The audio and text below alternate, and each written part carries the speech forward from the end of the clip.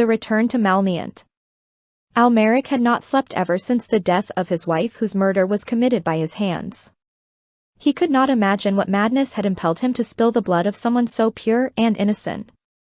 Nevertheless, the guilt manifested itself in his dreams as her angelic likeness haunted him in his sleep.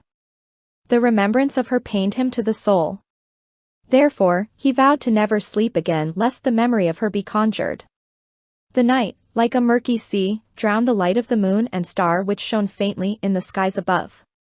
Below, along the country roads, Almeric trod, lifting his leaden legs while his arms hung beside them. After the murder of his wife, he had been on the run from the law for weeks.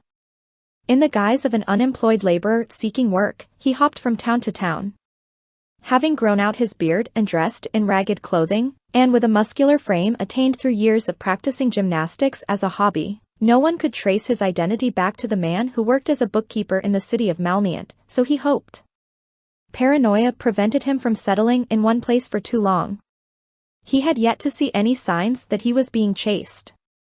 Regardless, he always kept a step ahead of his phantom pursuers. The weariness of his travels and sleep deprivation took their toll upon his mind and body tonight. His eyes, under the shadows of his brow and above the bags beneath them, were glazed red as they stared through the dark into oblivion. He meant to arrive at his destination well before nightfall, but his tiredness slowed him. This delay forced him to walk exposed on the open roads rather than through the cover of the thickets and wilderness which, under the blackness of night, was no longer feasible. But, in his exhausted state, he no longer cared about being caught by the authorities and answering for his crime. In fact, he felt it might alleviate his guilt. Yet, at the same time, his fear of facing the consequences urged him forth. And so, on a drunken man's knees, he lumbered on. He did not know where he was going. Vaguely, he recalled consulting the map and choosing a town, whose name he could not remember, to take refuge in next. His mind was clouded. He could only hope his legs steered him in the right direction. Despite his weariness and guilt-ridden thoughts, he felt a morbid sense of serenity out here alone in the countryside during the darkling hours of the night. The soothing silence broke only to the soft thud of his footfalls and the occasional grumble of his stomach. The dark silhouettes of the trees leaned against the sky. He gazed up at the few stars twinkling about and breathed in whiffs of the cool, sweet air. A dreamy mist gradually rolled in and enveloped him, obscuring his vision. He stopped in his tracks.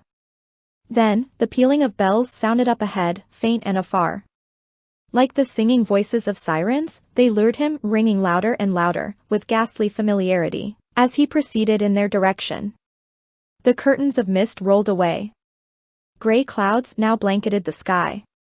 Behind them, the moon shone brighter than before and with alien remoteness. Almeric halted and, bending over, gripped his aching knees while staring in bewilderment at the sight before him.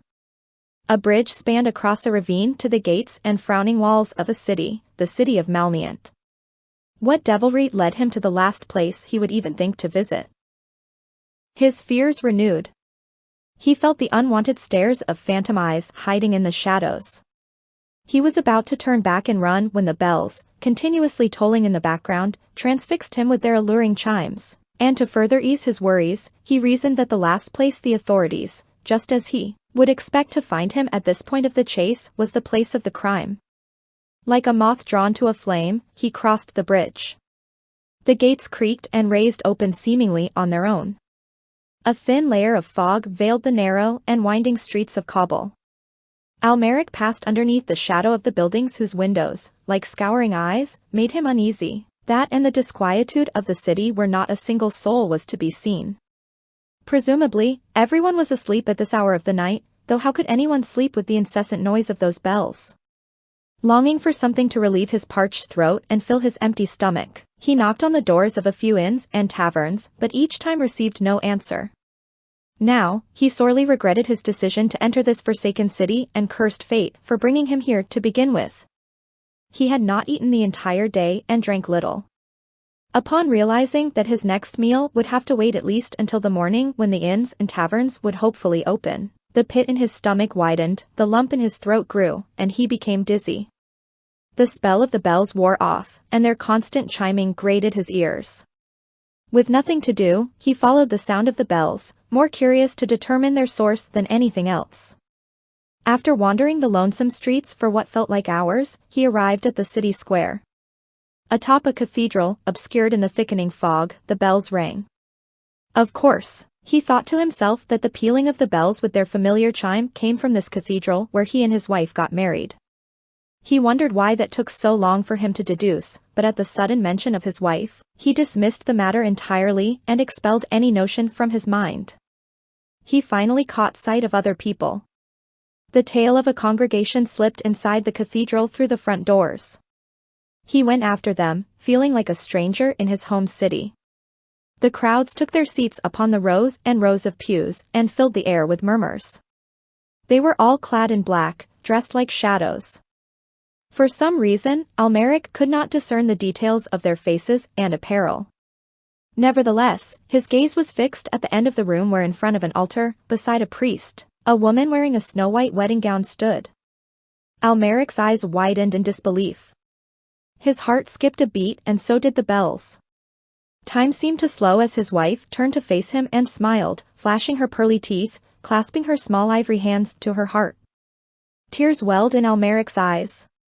Seeing his wife back from the dead struck him as the most bizarre and perplexing thing tonight. He knew not whether he wanted to run away out of shame or fling himself into her arms.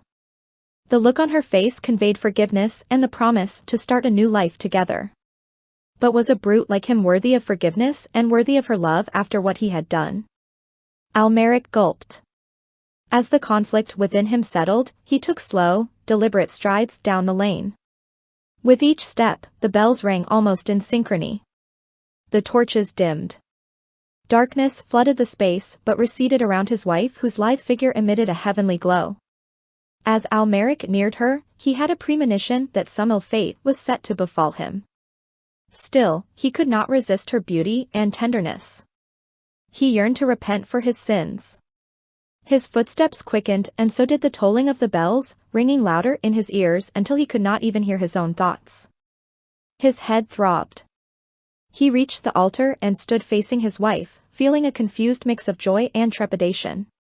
An awkward smile sprouted to his lips as he regarded her, but it quickly curled into a frown upon closer scrutiny. His face turned ghostly pale. The woman standing before him was not his wife. Moments ago, perhaps she was.